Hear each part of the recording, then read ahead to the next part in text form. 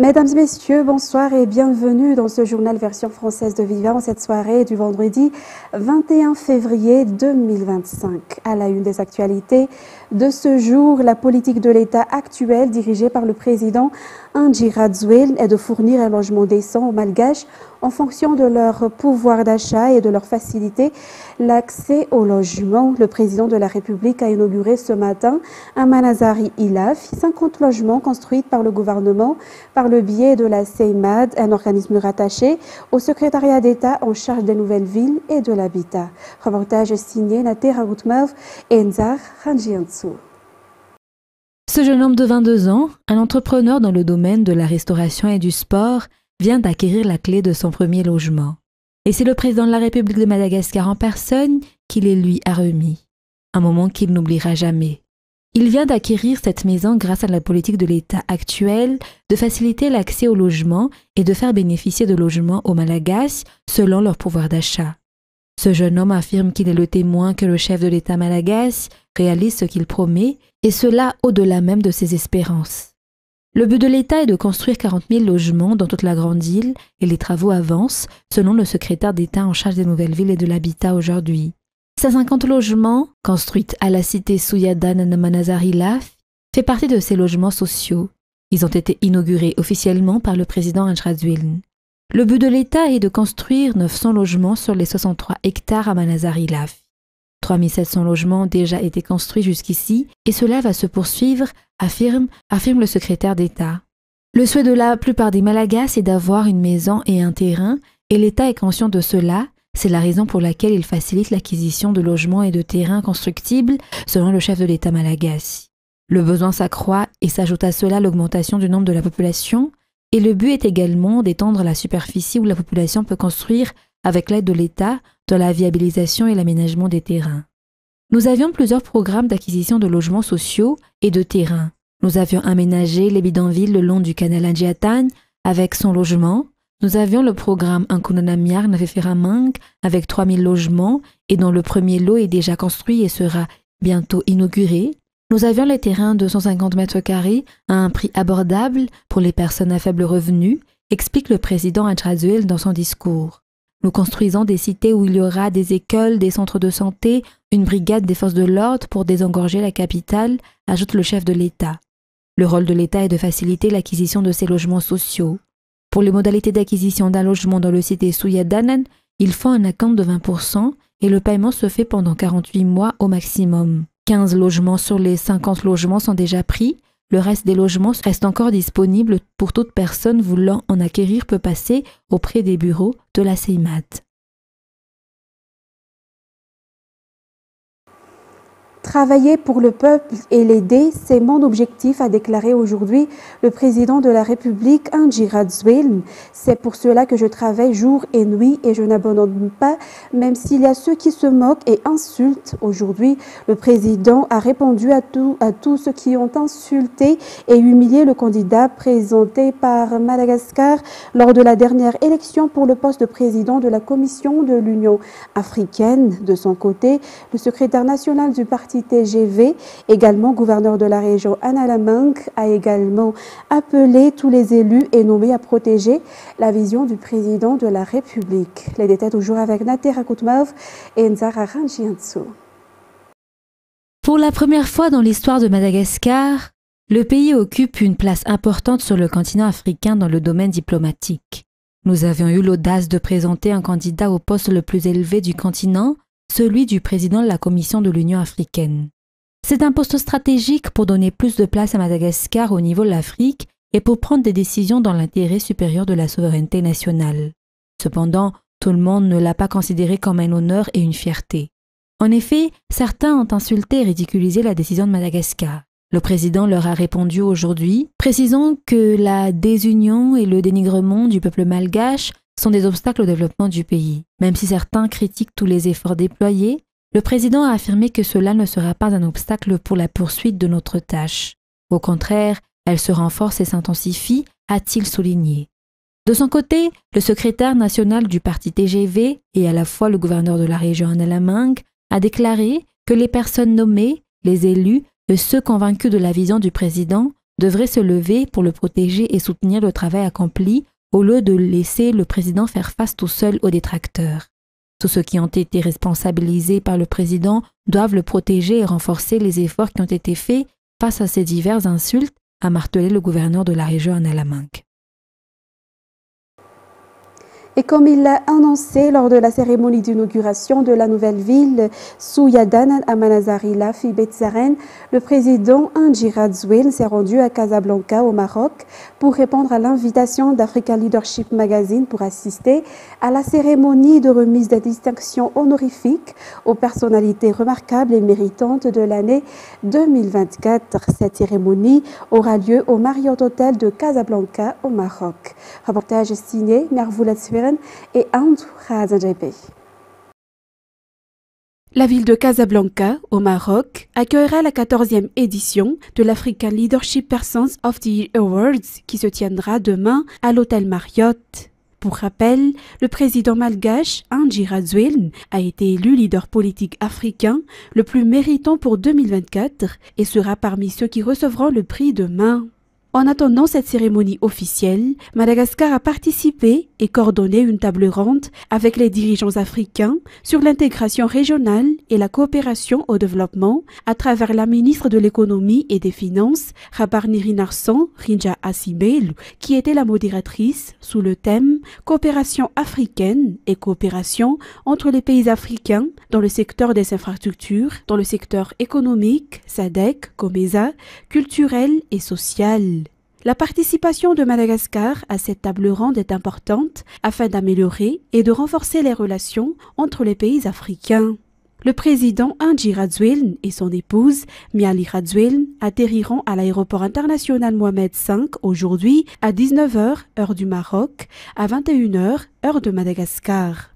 Le président fondateur de l'African Leadership Magazine, le Wali, ou gouverneur de la région de Casablanca Setat, Mohamed Midia, coordonnateur général du groupe ALM, Il Eis Ayere, un haut fonctionnaire du protocole royal du Maroc, les accueilleront à leur arrivée.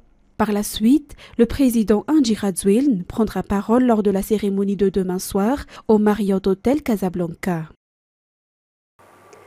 Passons dans un tout autre sujet, l'entreprise Rio Tinto va apporter une contribution de 8 millions de dollars pour la réhabilitation de la route nationale 13, connue sous le nom de l'Alanifre-Sankine, ou route de solidarité reliant Iusi à Tolanor. Les travaux seront réalisés par les entreprises Colas et Top International. La signature de l'accord a eu lieu aujourd'hui à Ivange entre le ministre des Travaux publics, Richard Rafidson, le ministre des Mines, Rakoutumalala Erenjain Olivier, ainsi que Isabelle Ouabete, directrice exécutive de QMM. Reportage de route de Christelle Rakoutumalal sous les images de Asnarafa Nzanari. La réhabilitation de la route nationale 13, reliant Iusi à Tolaniar, ne sera plus un rêve. Les travaux ont déjà commencé, notamment sur le tronçon reliant Tolaniar à Mbouvoumbe, dont 60% sont déjà goudronnés. Par ailleurs, le chantier du tronçon Iusi-Betchouk débutera cette année, selon le ministre des Travaux publics. Le gouvernement a déjà alloué un budget de 100 milliards d'ariars à ce projet. Faute de fin à nous sous financement du BI et de l'Union européenne et déjà dans une part avancée plus de 60%. De l'autre côté de la R13, du Calamite et Tchouk, c'est un génocide dans le sein aujourd'hui. Nous avons un financement de 100 milliards d'ariars dans le cadre des ressources internes de l'État. Mais tous ces financements n'arrivent pas à tout réaliser, engager les tronçons qui sont inclus dans la R13. Un financement supplémentaire de 8 millions de dollars sera également apporté par l'entreprise Rio Tinto pour contribuer à cette réhabilitation de la RN13. Ce financement s'inscrit dans le cadre de l'accord conclu en 2023 entre l'État et QMM. Et cette route est également une voie d'opportunité pour les communautés. Elle permet un accès plus sûr et plus rapide aux services de base, tels que l'éducation, la santé, contribuant à l'amélioration des conditions de vie des populations. Elle est le trait d'union entre les territoires, favorisant la cohésion et le désenclavement des régions. Ainsi, cet investissement témoigne de la solidité du partenariat de QRM et de l'État et du respect de nos engagements envers les communautés locales. La réalisation des promesses faites par le président de la République, Andry Rajoelina, aux habitants du Sud se poursuit. Ces derniers ne seront plus isolés et n'auront plus de difficultés à transporter leur production.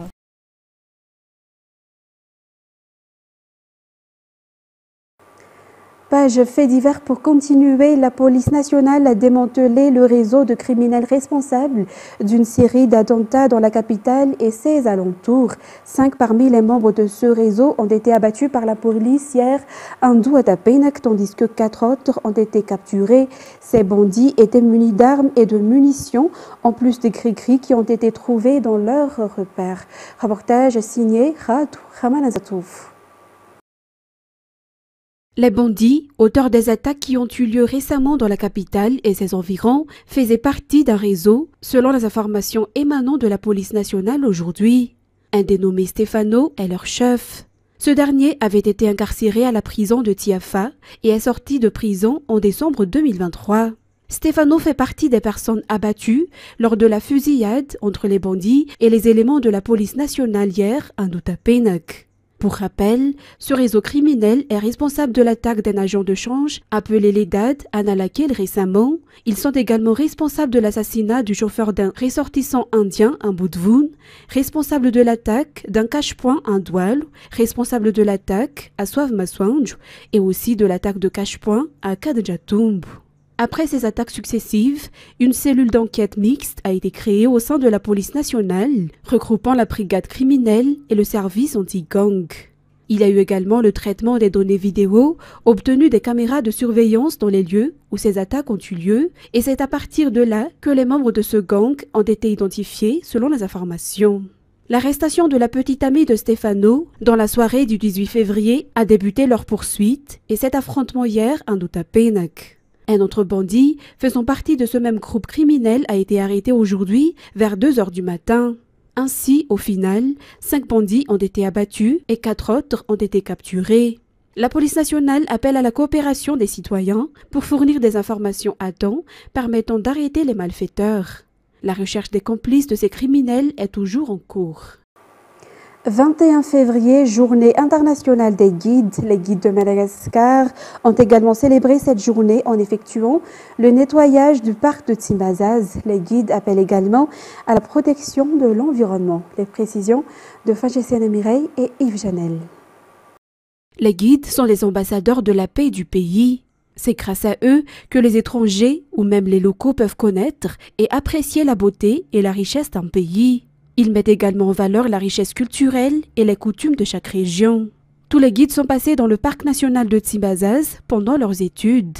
C'est la raison pour laquelle ce lieu a été spécialement choisi pour la célébration de la Journée internationale des guides. À cette occasion, les guides ont lancé un appel pour faire cesser le feu de forêt qui détruisent notre patrimoine national, nuisant ainsi à leur secteur d'activité. Ensuite, l'église FLM est prête à aider le BNGRC dans l'assistance aux victimes des inondations. À travers son vaste réseau d'infrastructures, l'église FLM peut accueillir les sinistrés en cas de besoin. Les deux parties ont renforcé leur partenariat aujourd'hui. Fajessiane Mireille et Yves Janel. Le BNGRC est ouvert à ceux qui souhaitent apporter leur contribution pour venir en aide aux sinistrés. L'église FLM a renforcé son soutien au BNGRC dans la gestion des crises aujourd'hui. Cette dernière, à travers son vaste réseau d'infrastructures, notamment des écoles, des hôpitaux et des centres de secours, constitue un acteur clé dans l'assistance aux populations en difficulté. Son expérience dans l'aide humanitaire et le soutien social en fait un partenaire stratégique du BNGRC dans la gestion des crises. Dans le cadre de cet accord, les installations de l'église FLM pourront être mises à disposition en cas de catastrophe majeure, notamment pour accueillir les sinistrés. De plus, son engagement ne se limite pas à l'urgence car elle soutient également des actions de prévention des risques, notamment à travers des programmes de sensibilisation et de lutte contre les incendies de brousse. Cette coopération du FLM avec le BNGRC n'est pas une première. En effet, les deux parties ont déjà collaboré auparavant. En ce qui concerne maintenant les actualités internationales, Volodymyr Zelensky a plaidé jeudi pour des relations solides entre son pays et les États-Unis lors de sa rencontre avec l'envoyé spécial américain afin de recréer du lien après plusieurs jours de tension entre Washington et Kiev. Un effort mis à mal par une nouvelle déclaration d'Elon Musk qui assurait que le chef d'État ukrainien était méprisé par son peuple. Reportage signé France 24. Je pense que cette annulation de la conférence de presse à la dernière minute ne parle pas autant de tension entre Volodymyr Zelensky et Kit Kellogg lui-même, parce que Kit Kellogg, dans l'administration Trump, fait figure de celui qui est le plus raisonnable envers l'Ukraine, mais plutôt avec l'administration Trump en général. Kit Kellogg aurait dû, je pense, répondre à des questions comme la question de qui est responsable de la guerre, qui est coupable de cela. Visiblement, l'administration Trump ne veut pas signer une déclaration conjointe des G7 pour condamner la Russie, encore une fois, à l'occasion de la 3e anniversaire de l'invasion à grande échelle, pour cette invasion, alors que Kellogg aurait peut-être eu du mal à dire clairement que c'est la Russie qui est responsable, mais vous imaginez s'il n'avait pas dit ça là, en étant juste aux côtés de Volodymyr Zelensky, ça aurait été peut-être pas très bien en termes de communication, et Kit Kellogg, il est là pour tenter, je pense, d'essayer de convaincre les Ukrainiens que tout n'est pas perdu, qu'il va relayer leur position à la Maison-Blanche, mais pour le moment, ils ont l'impression que leurs positions sont vraiment extrêmement éloignées, bien plus éloignées qu'ils le croyaient encore il y a une semaine seulement de celles de Donald Trump. Ensuite, l'ONU a lancé un appel aux dons de plus de 900 millions de dollars pour aider 3,9 millions de personnes en 2025 en Haïti, pays ravagé par la violence des gangs, où la capitale était à nouveau sous haute tension jeudi. France 24. La ville de Port-au-Prince, toujours ravagée par la violence des gangs. Malgré le déploiement depuis juin dernier d'1 millier de policiers de la force multinationale de sécurité, les groupes armés criminels contrôlent toujours 85% de la capitale haïtienne. Des bandits qui enrôlent de force des enfants et terrorisent les habitants. Plus d'1 million d'Haïtiens ont déjà fui leur maison. L'État gaspille de l'argent et l'investit dans des forces étrangères. Il n'y a pas de résultat. Pourtant, la police nationale ferait mieux. J'ai appris qu'ils ont des munitions d'hélicoptères de combat. Et pourtant, des bandits continuent de semer la terreur. Actuellement, des bandits prennent en otage nos maisons. Des jeunes garçons et filles innocents meurent alors qu'on est en face de trafic d'armes de gros calibre. On sait qui est derrière tout ça. La police doit tous les traquer. La mission internationale menée par le Kenya devait initialement compter 2500 policiers venus de 6 pays différents pour aider les forces de l'ordre haïtiennes. Des problèmes logistiques et un manque de financement ont fortement réduit son ampleur et donc son efficacité. Le secrétaire général de l'ONU propose de prendre en charge cette mission. J'ai l'intention de présenter au Conseil de sécurité une proposition très similaire à celle que nous avons présentée pour la Somalie, dans laquelle les Nations Unies assument la responsabilité des dépenses structurelles et logistiques nécessaires à la mise en place de la force pour vaincre les gangs en Haïti et créer les conditions nécessaires à l'épanouissement de la démocratie. S'ajoutent à cela les besoins humanitaires. La criminalité paralyse l'économie, les services de soins ou l'accès à la nourriture et à l'eau. Selon le Bureau des affaires humanitaires de l'ONU, 6 millions d'habitants, soit la moitié de la population d'Haïti, a besoin d'aide pour survivre. Et le Premier ministre israélien Benjamin Netanyahou a accusé vendredi le Hamas d'avoir commis une violation cruelle de la trêve dans la bande de Gaza en ne rendant pas l'otage Shiri Bibas, avertissant que Israël agirait avec détermination pour la ramener au pays. Reportage sur les images de France 24. Oui, c'est véritablement un choc. Ici, la nouvelle est arrivée en pleine nuit. À vrai dire, Personne quasiment n'avait de doute sur l'identité des corps qui avaient été ramenés en Israël. C'était vrai pour 3 des 4 corps, c'est-à-dire le corps d'un homme âgé, le corps des 2 enfants Bibas, mais le corps de la mère n'était pas celui que l'on attendait. C'est visiblement le corps d'une autre femme, d'après les conclusions de l'Institut médico-légal qui a longuement examiné les corps dès qu'ils ont été restitués hier matin. C'est un véritable choc, comme vous le dites, une double peine. Déjà hier, le pays était empreint de tristesse après le retour de ces corps, car jusqu'au dernier moment, beaucoup croyaient encore qu'ils étaient en vie.